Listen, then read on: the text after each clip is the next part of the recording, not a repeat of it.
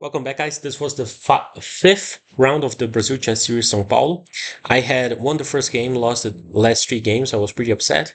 So I really wanted to win this game. My opponent was a woman national master. I can't put that title in chess.com. But she is right now very underrated. I think her peak is like 150 points above her current rating, but uh, she just she had just came back from Serbia, so and she lost a lot of rating points there. So this was very bad for me because I almost lost this game. And you see, but okay, so I really wanted to win, as I said, because I lost the last three games, and yeah, let's get into the game. So just for context, this was a 90-minute plus 30-second increment per move game, and yeah. So she plays, no, I play d4, she plays f6 against d4, and against c4, I thought that she would play a banco because that's what she played in all her other games. And I had prepared a lot, and I was pretty confident in my preparation. Now, unfortunately for me, she played g6. And now, if you did not see round three, I got out prepared there because usually in online games I will play f3, and this is an anti-Grünfeld, and I'm trying to transpose into a same-ish King's Indian. Yeah, so against this, and we get into a same-ish, but through a different move order. Now, she never played g6, so I did not know if she was trying to play a Grünfeld or a Grünfeld or a King's Indian, or if she was trying to get me to play f3, and then she was going to do some weird preparation. Let's see. She told me after the game that she had not prepared anything, so my opponent of the third round just got into my head. Yeah. So I play knight c3. I knew that there was a chance that she would play the Grunfeld, and I was not happy about that, but oh well. And she unfortunately does play the Grunfeld. I feel like the Grunfeld is a great opening. It gives a lot of chances, and I knew about the only moves I know are like Queen B3, yeah, which is the Russian variation. I think there's Knight C3, and against here there's Queen B3, yeah, as well. And yeah, I also knew about what I played, which is takes, and which is the exchange. Now she takes, and I knew the classical is Bishop C4, and that the main idea is to not play Knight F3. And I'm going to protect this pawn at all costs, and then get my rook out at the diagonal. But all I have to do is not play Knight F3, and I would be fine. But yeah, what happens was that I played a sidelight. I used to see Daniel Nerditsky play this, and I thought it was interesting. It confuses opponents a little bit, and it can sometimes transpose into a classical. So yeah, it's Bishop E5 check. Against this, she has quite a few moves. Against Knight Bd7, I'm very happy because the knight really wants to be here, helping with the advance of this and behind the pawn, And she plays Bishop D7, and now I actually have Bishop D7 is an interesting move because she's blocking the way of her queen, so it can actually benefit me sometimes. And apparently there are some moves. I play Bishop C4. Apparently the correct theory move is Rook B1, but since I never played this, I did not know. Against this, she castles. I play Knight E2. And now she just plays C5, the usual Grunfeld plan. I castle. And I C6, usual Grunfeld plan. I play Rook B1, trying to get off the diagonal. She doesn't protect her pawn directly. She tactically protects it. She plays Rook C here, Rook C8. Because let's say I take, she just has a yeah. Uh, I first I had looked at this, and then the discovery, but she just has a clean fork, so I can't take. So yeah, and I play Bishop E3, attacking my pawn. I saw that there was no fork because if she takes here, I told him the intermezzo, and I thought it was better with the isolated pawn. Uh, yeah, uh, she didn't do that. She just took. Yeah, she just took and took, and now she played a6. Now a6, I thought that was not the most accurate move. It's fine, apparently.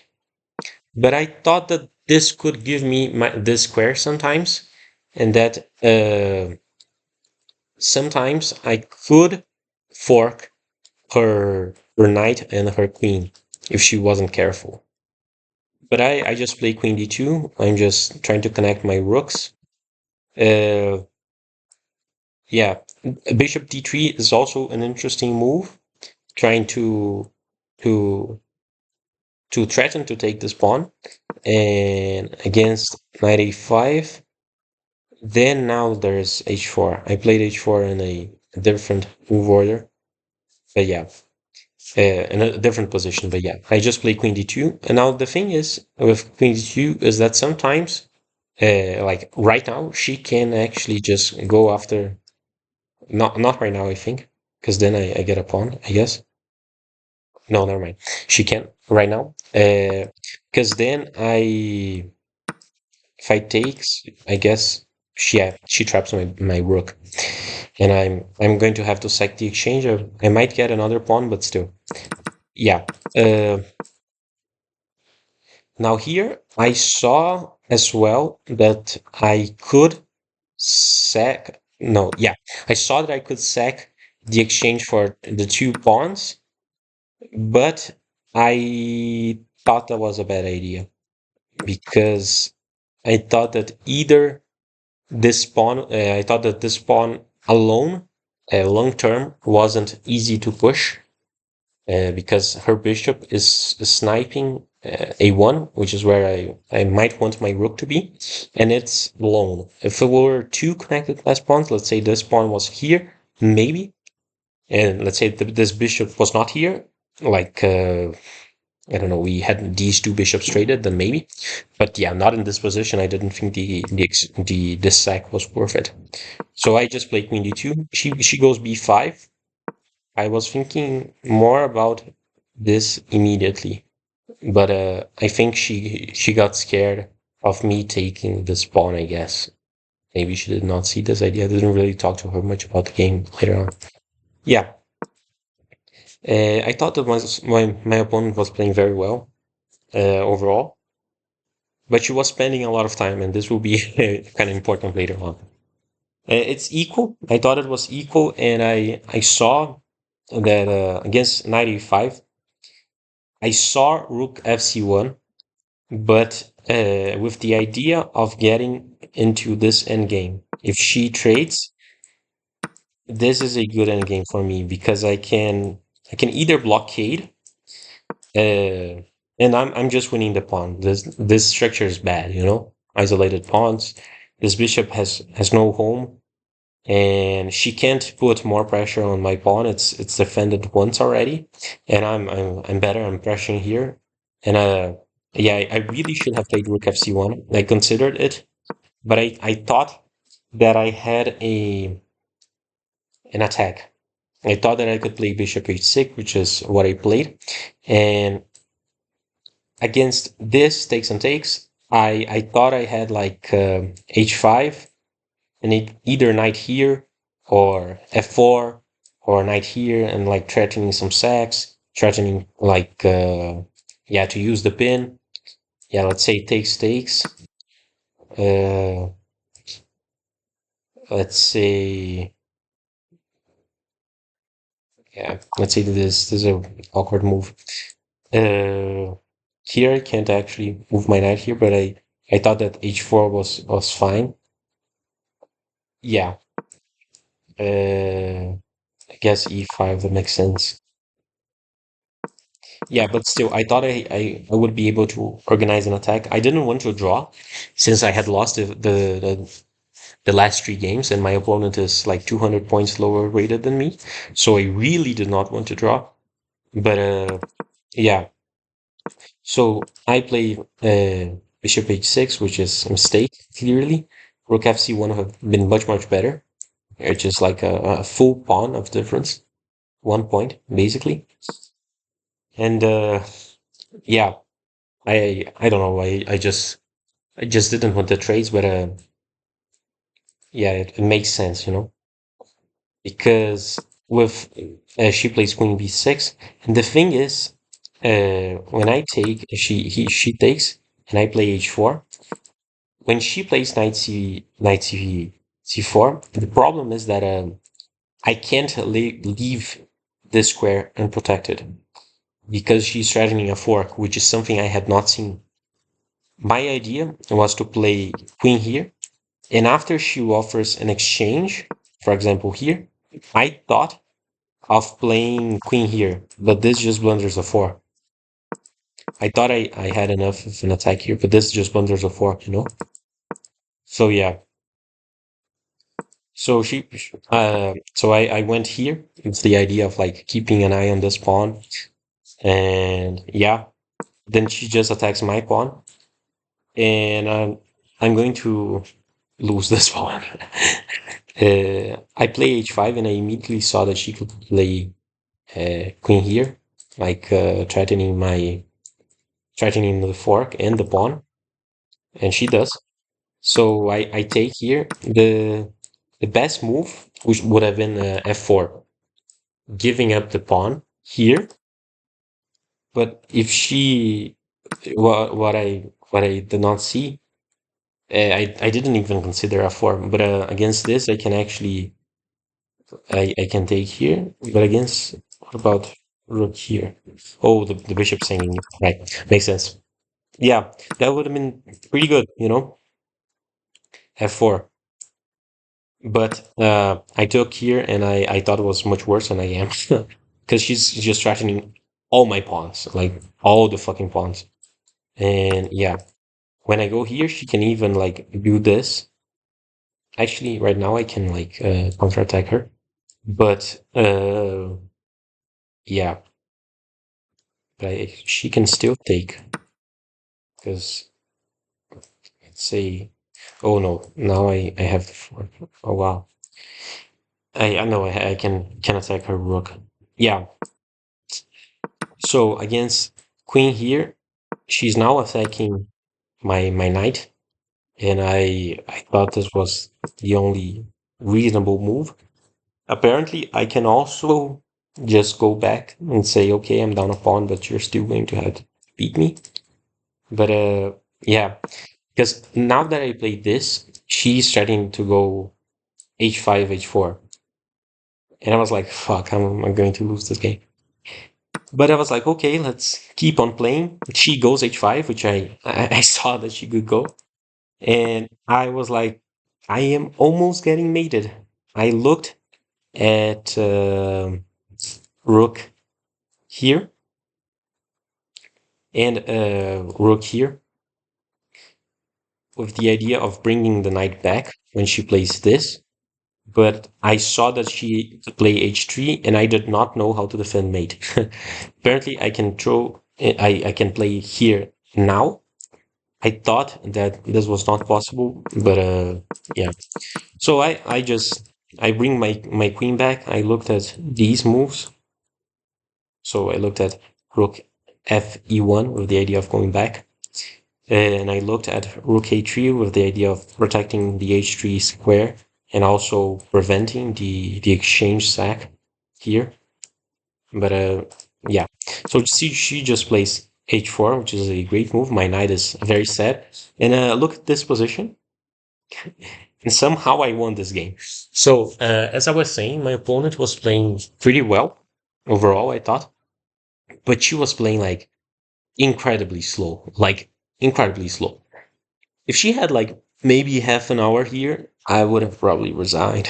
Because this position is so bad, so unbelievably bad. All my pawns are falling, like this pawn later on sometimes. But yeah, so she just takes this pawn. I'm going to say, okay, let's keep on playing. You never know. And now, at the very least, I'm getting a skewer, which is an advantage of the move queen a3 that I saw, which is like, okay, let's bring my queen back, and I'm going to keep an eye on this pawn. I'm also going to attack this bishop if I take the pawn. And if she takes here, then I take here, you know? And yeah, so she plays this move. Maybe this move would have been better. No, yeah, no. This move I take there, I guess, as well. Yeah. So she plays this, and now I'm saying, okay, I'm going to activate my pieces and let's try something. You know, if she takes here, then I take the other rook, and now I'm my pieces are getting kind of active. You know, she's low on time. I think she had like some 10 minutes, maybe 8 minutes, and it's 30 seconds increments per move. Yeah. So okay, so she takes.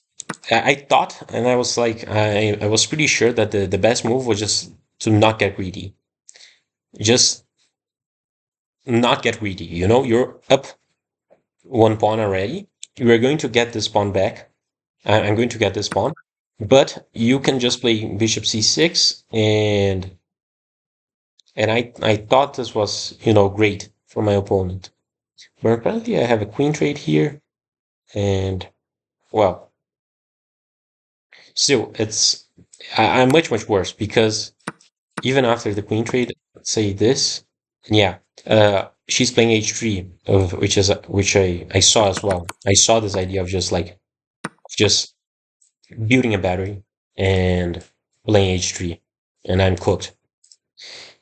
But she didn't. She took the pawn, and I was very happy about that. I thought it was a huge mistake, and it really is. I mean, I'm getting some chances here at the very least, so I can take immediately. Or I can throw in this move. I throw in this move, you know, it doesn't hurt. And now this move is forced. She has to defend. And now I include the move f3. F3 forces her to go here, the only square that keeps defending. And now my light is coming back into the game, you know. I'm down 2 pawns, but I'm getting a pawn back. And I get the pawn back. I'm only down 1 pawn. Okay. Obviously, I'm losing, and I thought I was actually down more material. But yeah, because she's playing h3, and I thought that the best move was just like bishop c6. And yeah, but she didn't play that. She plays bishop e6, which is a mistake. You'll see why very soon. And I'm like, okay, let's just bring back my knight, and let's see what she does. At this move, I'm also defending h3. Let's see what she does. I play knight f2, and she immediately blunders because she was like super low on time. And like I immediately took it. Like she plays this move, I took it immediately. You have no idea how happy I was at this moment. Because the queen is spinning the pawn, yeah? And I just take I take, and she was like, holy, if I was her, I would have been so unbelievably upset. So upset, so upset. Because she also lost like 3 rounds before. But yeah. And now I got away from my board. I had about 30 minutes left. When my position started to get pretty bad, like here, I just pretty much started playing immediately because I was like, yeah, I'm either somehow winning on time, or I'm losing the game, so I have to do something, and I just started playing immediately. And here I had like some 30 minutes, and yeah, so I got away from my board, and I was just like, okay, let's just convert this position. I'm up a piece. She plays queen f5. I offer an exchange. I saw that she could go back here, but I didn't really think that was much of a threat. And she does. And now I considered some different moves. I considered offering an exchange here, but I thought that this was more powerful because I will sometimes just use this diagonal. And yeah, she takes. And after this, I play this move.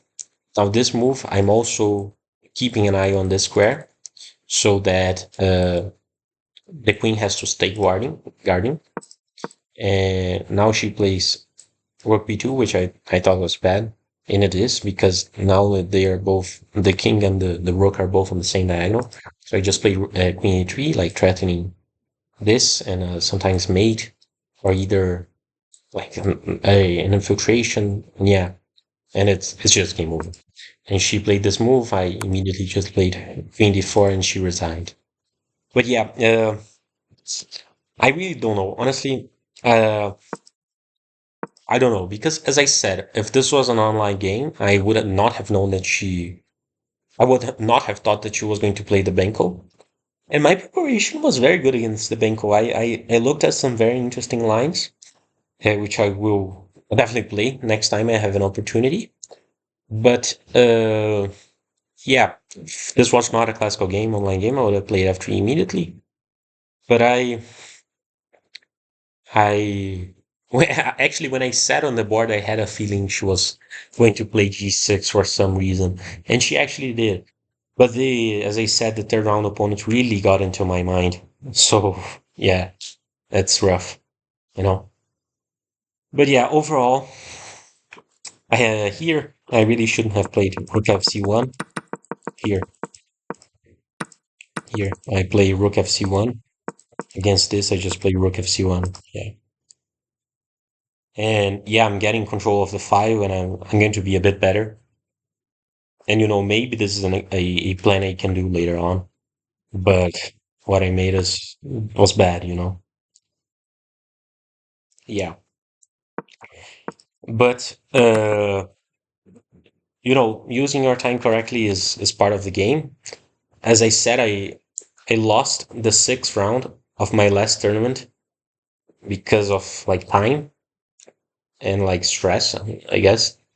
But yeah, using our time correctly is part of the game. I lost games like this before, and it's fair that sometimes you win those games.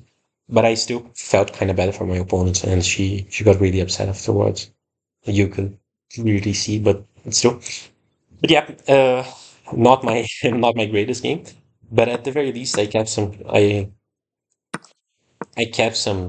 gave me some chances to go back by offering these two pawns for some activity, and yeah, it worked out. And yeah, so this was the fifth round. Thank you so much for watching. The next games are a little bit better, I believe. But yeah, that's it. Bye bye. See you next time.